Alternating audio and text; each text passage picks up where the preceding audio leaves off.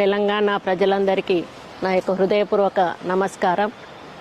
ఈ నెల 19వ తేదీ Warangal arts and science college గ్రౌండ్లో మన ముఖ్యమంత్రి సీఎం రేవంత్ రెడ్డి గారు మరి బహిరంగ సభ నిర్వహిస్తున్న శుభ సందర్భంలో తెలంగాణ ప్రజలందరికీ కూడా శుభాకాంక్షలు తెలియజేస్తూ ఉన్నాను.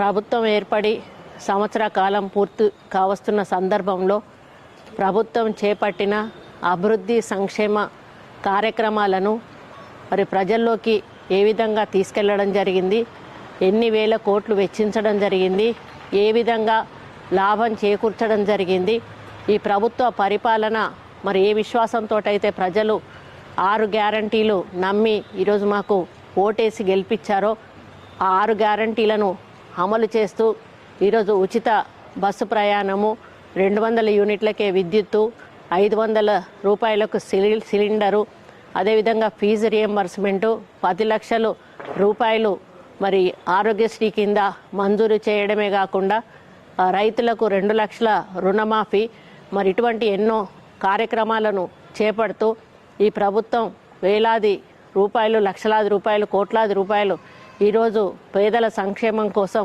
మరి వెచ్చించడమే కాకుండా అనునిత్యం అభివృద్ధి కోసం పరితపిస్తూ ముందుకు పోతున్న సందర్భంలో మరి ముఖ్యమంత్రి గారు ఇందిరాగాంధీ గారి పుట్టినరోజును మరి దృష్టిలో పెట్టుకొని ఆ రోజు ఆమె పుట్టినరోజు సందర్భంగా వరంగల్లో మరి మహిళల సాధికారతను మరి ఉద్దేశించి మహిళలు ముందుకెళ్ళాలి, మహిళలు కోటీశ్వరు అయినప్పుడే తెలంగాణలో ప్రతి కుటుంబం కూడా కోటీశ్వర్లు అవుతారు అనేటువంటి ఒక ఆలోచనతోటి మహిళలకు ఈరోజు కోట్లాది రూపాయలు రుణం ఇస్తూ, వడ్డీ లేని రుణం ఇస్తూ ముందుకు పోతున్న తరుణంలో మరి వరంగల్లో ఆ కార్యక్రమాన్ని మహిళల సాధికారతను దృష్టిలో పెట్టుకొని ఇందిరాగాంధీ ఒక మహిళగా, ఆమె ఉక్కు మహిళగా పేరుంది.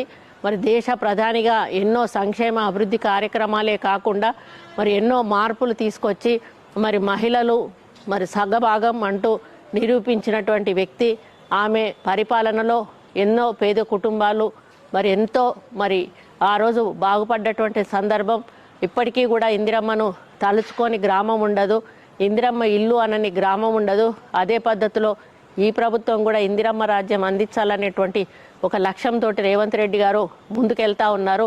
అదే పద్ధతిలో రాహుల్ గాంధీ గారు, అదే సోనియా గాంధీ గారు, ప్రియాంక గాంధీ గారు కూడా మరి ఇక్కడ డిక్లరేషన్ చేసి తెలంగాణ ప్రభుత్వం అధికారంలోకి రావడానికి అన్ని రకాల డిక్లరేషన్లు కూడా వాళ్ళు ఇవ్వడం జరిగింది. ముఖ్యంగా అందులో బీసీ కులగణన అనేది రేవంత్ రెడ్డి మన రాహుల్ గాంధీ గారు. మరిన్ని ట్రెండింగ్ వీడియోల కోసం న్యూస్ 18 తెలుగు యూట్యూబ్ ఛానల్ను సబ్స్క్రైబ్ చేసుకోండి.